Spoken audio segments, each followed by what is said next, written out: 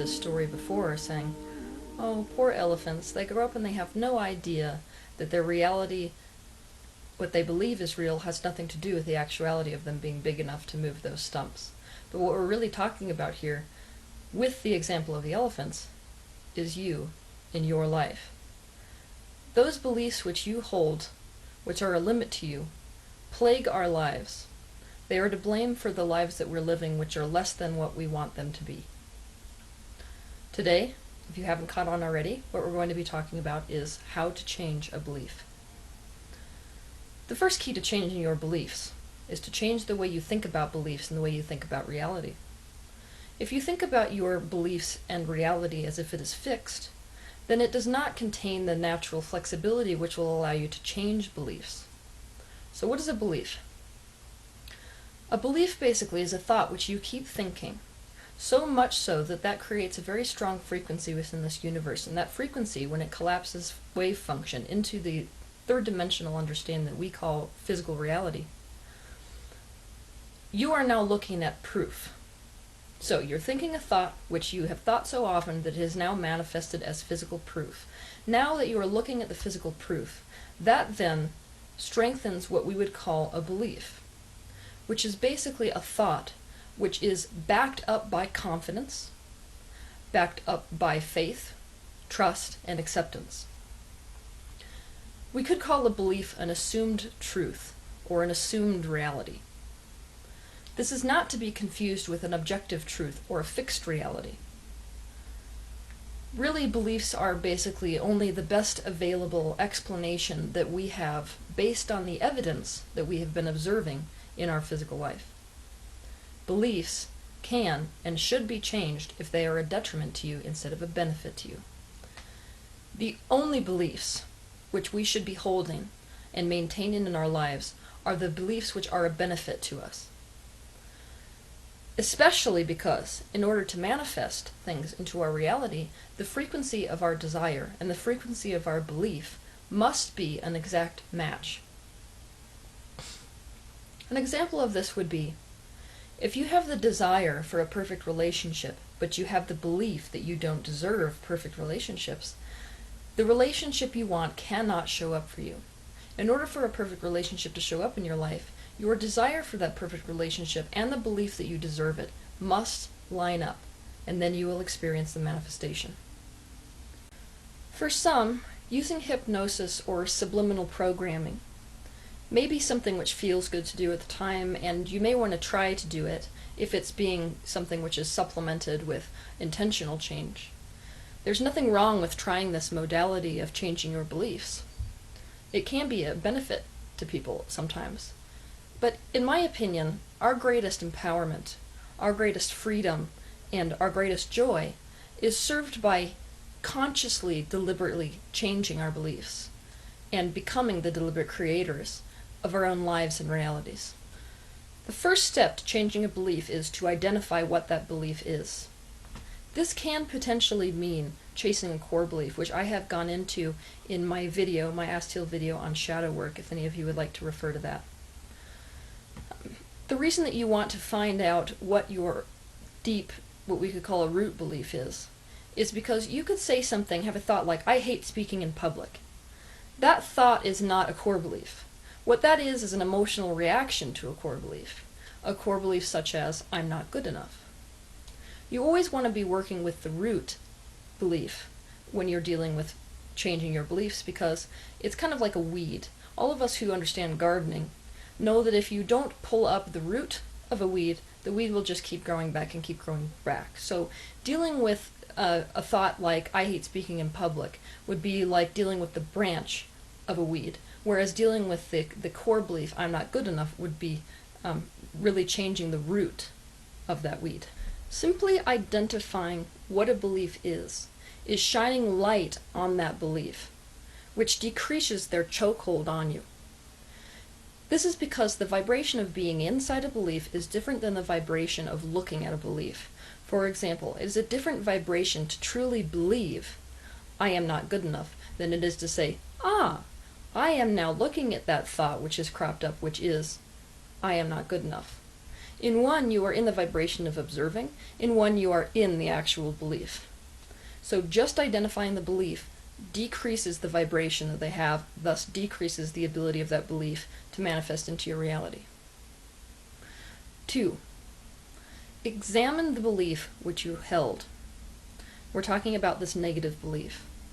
The only people who have a right to the beliefs which they hold are the people who question and decide on those beliefs, not the people who pick them up by default or experience.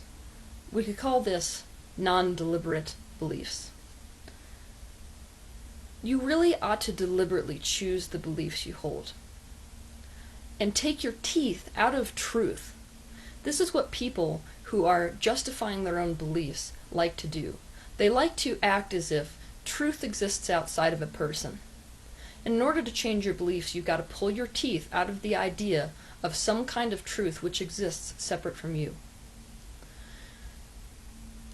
In your subjective reality, let's pretend that truth does not exist, because everything is subjective. So a belief is not true or false. That's where we need to begin. Beliefs are not true or false. They are either beneficial or detrimental.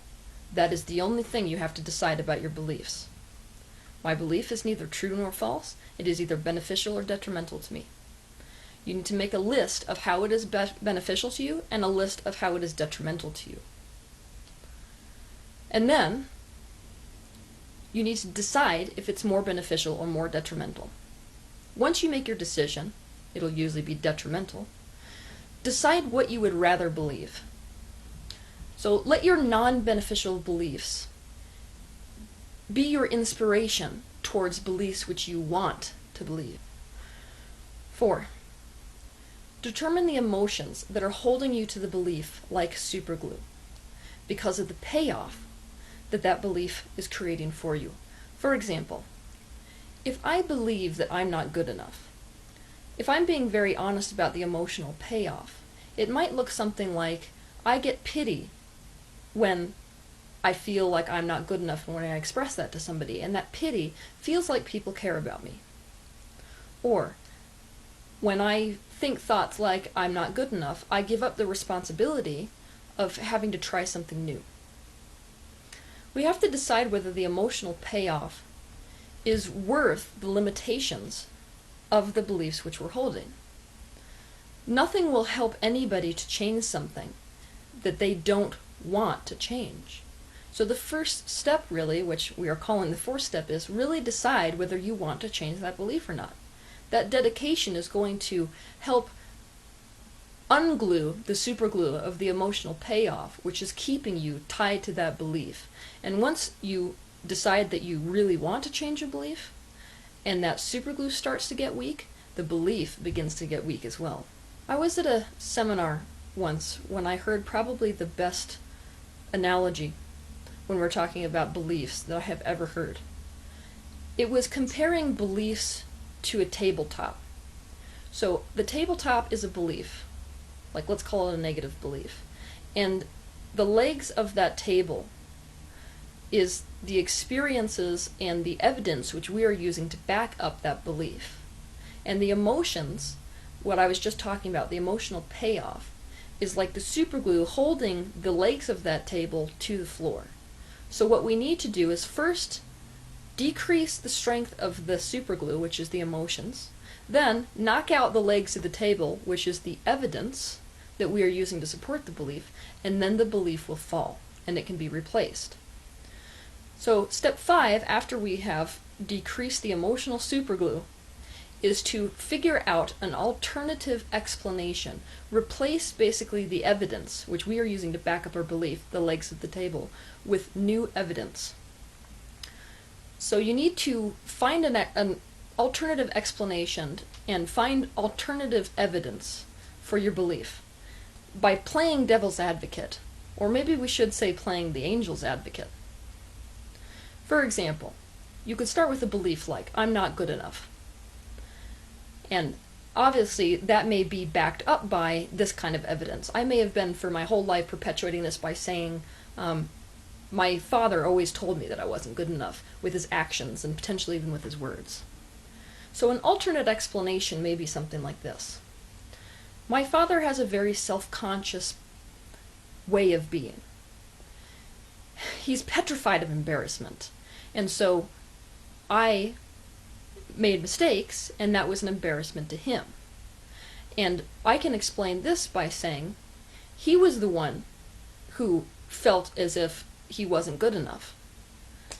I simply adopted this belief. When in truth, mistakes don't make anybody not good enough. Mistakes are just a part of learning. So this kind of reframing of all of the evidence you're using to support your beliefs is really what is going to take the strength away from that belief which you've been holding for so long. You want to reframe every single bit of evidence and proof that you are using to back up any belief you don't want to have anymore. Play the devil's advocate or the angel's advocate and replace those with new ways of looking at the situation, a completely new point of view. 6. Look for new evidence of your new belief. I talk in a lot of my videos about the fact that the brain is a scientist, so you can use it as the scientist that it is and send it out on a scavenger hunt for new proof. Once you focus on the evidence or the proof to back up a new belief, more of those proof and those experiences will be flowing into your experience as per the law of attraction. This is just how it works. You will start off looking for proof, and it will snowball into your experience until you're sitting in an entirely different reality. An example would be, how am I good enough? I've had successes. You can list them. I have worth, which is innate. The things that I have to say could really benefit other people. You want to look for as much evidence and as much proof as is humanly possible. Go on a total scavenger hunt for it. Make it your focus. Read articles about whatever you want your new belief to be, and books, and movies, anything that reinforces the new belief. You want to make your focus. 7. Use affirmations correctly. Affirmations don't really work for people the way that they have been taught to you, because when you have a belief like I'm not good enough that has been backed up by years and years and years and years of proof, when you say something like I am good enough, suddenly it contradicts your own sense of intelligence, and it sounds to you like a lie, so it makes you more aware of where you aren't than closing the gap between where you are and where you want to be. So we need to back up a little bit and be incremental, and for lack of a better word, we need to place stepping stones on our road to closing the gap between where we are and where we want to be. So for example, we could say I am not good enough. Now if you replace that with an affirmation like I am good enough, you're going to feel your whole body back up from that emotionally because you don't actually believe that. But you can find things which are vibrationally on the way to closing that gap between I am not good enough and I am good enough by coming up with things you actually do believe which are on the way to the belief that I am good enough. So, for example, instead of I am not good enough, you could think I'm a captivating person. If that's something I truly do believe, and it's an incremental step towards I am good enough, that is the thought you want to be using as an affirmation. I have valuable things to share with people, is another example. And eventually, once you start practicing, incrementally practicing, beliefs which are closer and closer to the vibration of I am good enough, which you actually do believe, then pretty soon that gap will be closed. You will say I am good enough, and you will believe it. It is all too common in the world that we have today for people to be living lives which they think are not up to par with their own happiness. You watch people complaining about the way their life is. You watch people who are really holding them back with these beliefs which they have about themselves and about the life that they live.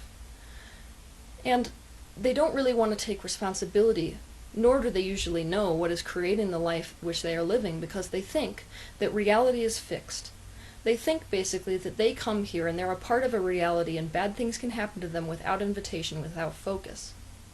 The problem is that that just is not correct. The way this universe is meant to run is that it is meant to become the reflection of your thoughts and your beliefs. If you are living a life which is anything less than satisfactory and joyful, It is because your focus, your thoughts, and thus your beliefs are not up to par with your desires. They are not in alignment with who you really are. And they are not in alignment with what feels good to think.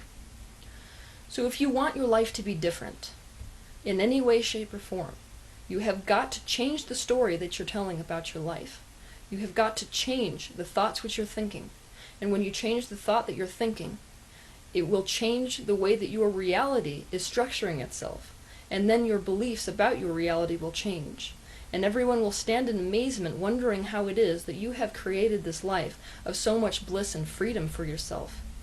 And you can turn around and say, it's because I took the initiative to change my thoughts that I was thinking on a daily basis.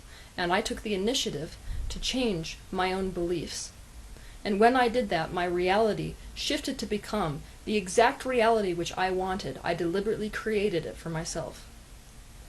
It's possible for you all to do this. And it's possible from the space that you're in right now, because your only access of power is right here where you stand. So I hope this helps you. Have a good week.